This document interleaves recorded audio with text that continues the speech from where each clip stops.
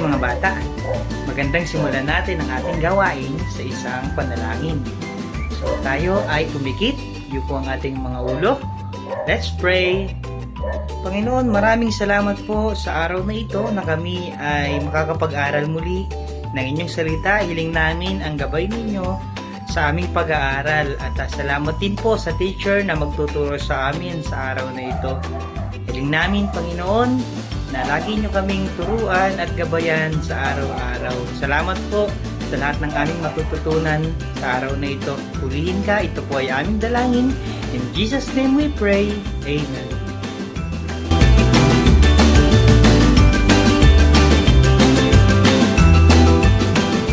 Obedience is the very best way. Show that you believe. Doing exactly as the Lord commands, doing it happily. Action is the key, do it immediately. Joy will receive. Obedience is the very best way. Show that you believe. O-B-E-D-I-N-C-E.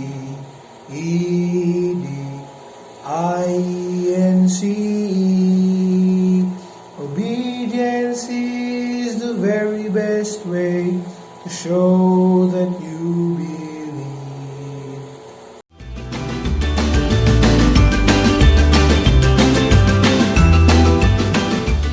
Hello mga bata! Ngayon dadako na tayo sa ating memory verse. At ang ating memory verse sa araw na ito ay matatagpuan sa Job 42 verse 2 and 5. At ang sabi dito, alam ko pong nagagawa nyo ang lahat ng bagay at walang sino mang makakapigil sa inyo. Noon ay narinig ko lang po sa iba ang tungkol sa inyo, pero ngayon ay nakita ko na kayo. Ayan mga bata, kabisaduhin yan sa inyong mga tahanan na.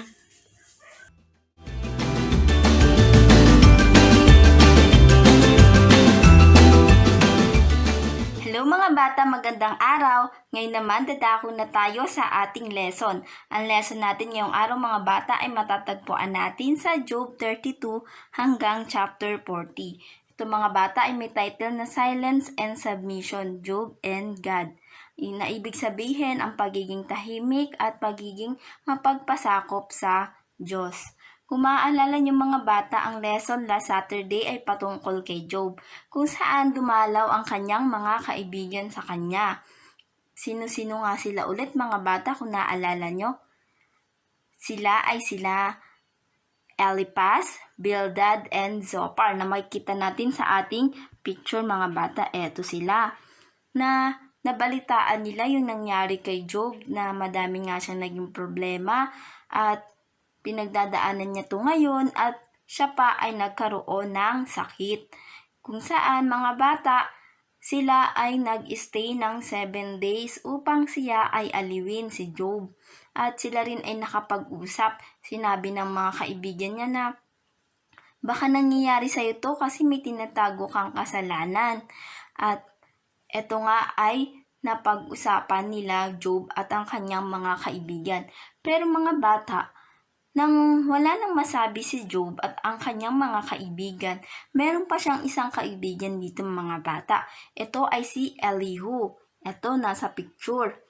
Siya si Elihu. Siya ang pinakabata sa kanilang magkakaibigan na kanina pa pala nakikinig sa kanya, sa kanilang usapan.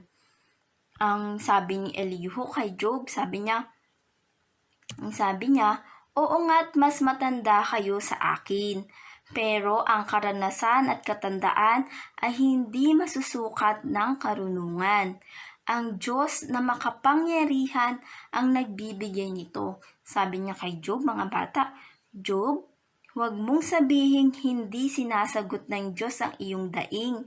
Ang totoo, paulit-ulit siyang nagsasalita. Hindi lang siya pinapansin ng tao. Kaya tumahimik ka at makinig. Makatarungan ang Diyos at hindi siya gumagawa ng mali. Kung loloobin niyang kunin ang buhay ng isang tao, karapatan niya iyon. Huwag mong masamain ang Diyos. Tama ang lahat ng kanyang ginagawa. Sa paghihirap nga natin, ang Diyos ang nakikinig. Tinuturuan tayo ng Diyos na makinig sa Kanya. Kahit sa panahon ng mga bagyo at baha, may sinasabi pa rin dito ang Diyos. Di natin maunawaan ang Kanyang kadakilaan, kaya huwag kang titigil sa pagpupuri sa Kanya. Ito ang sinabi ni Elihu kay Job. Ayan. At pagkatapos magsalita nga ng lahat ng kanyang mga kaibigan at pati ni Job, ang Diyos naman ang sumagot sa pamamagitan mga bata ng ipo-ipo. Ayan, nakakita na ba kayo ng ipo-ipo? Eto, sa pamamagitan ng ipo-ipo, sinagot siya ng Diyos. Ang sabi ng Diyos kay Job, ang mga sinabi mo'y nagpapatunay na hindi mo alam ang mga nangyayari.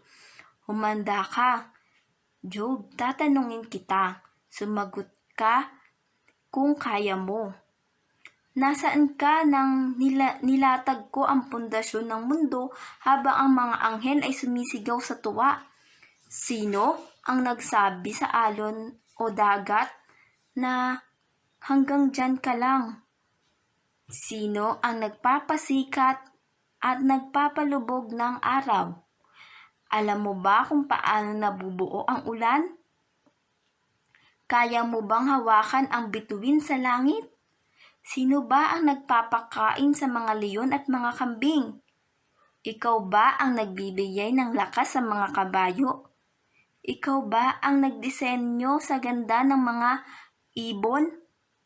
Ikaw ba ang nagturo sa lawin kung paano lumipad? Masasabi mo bang mali ako? Ito ang sabi ng Diyos kay Job. Kaya, etong si Job ay nahiya sa Panginoon. Sinabi niya ay, nahihiya po akong sumagot sa inyo. Tatahimik na lamang po ako. Patuloy siyang kinausap ng Diyos at ipinakita sa kanya ang kanyang karunungan at kapangyarihan na hindi maaabot ng mga tao, mga bata. Kaya naman sumagot si Job. Ang sabi ni Job, alam ko pong magagawa niyo ang lahat at walang makakapigil sa inyo. Inaamin ko pong nakapagsalita po ako ng mga bagay na hindi ko naman lubos na naiintindihan. Noon ay naririnig ko lang ang tungkol sa inyo, pero ngayon ay nakita ko na kayo. Nahihiya po ako sa lahat ng sinabi ko tungkol sa inyo. Nagsisisi na po ako at nagpapakumbaba sa inyong harapan. Ayan. At kung makikita niyo sa mga picture mga bata, ito naman ay pangyayari kung saan pagkatapos ng pag-uusap ni Job ng Panginoon, pinagalitan naman ng Diyos ang tatlong kaibigan ni Job. Ayan, kung makikita niyo sa first picture mga bata. Dahil hindi sila nagsalita ng buong katotohanan tungkol sa Diyos, di tulad ng ginawa ni Job. Sinabihan sila ng Diyos na maghandog para maipanalangin sila ni Job at mapatawad sila ng Diyos. Ayan, kung mapapansin nyo na sa first picture ay sila ay nag-alay mga bata. Ipinalangin nga sila ni Job at sinagot naman ng Diyos ang panalangin ni Job at sila ay pinatawad. Ayan, kung makikita niyo sa picture, sila ay ipinalangin ng Panginoon. At mga bata, muli siyang pinagpala ng Diyos si Job at binigyan pa ng doble ng kanyang kayamanan noon. Ayan, sa may picture. After noon, ayan, pinagpala na si Job, ayan, nagkaroon ulit siya ng malaki at masayang pamilya. Nabuhay pa ng 140 years si Job at nakita pa niya ang kanyang mga anak at kanyang mga apo bago siya mamatay.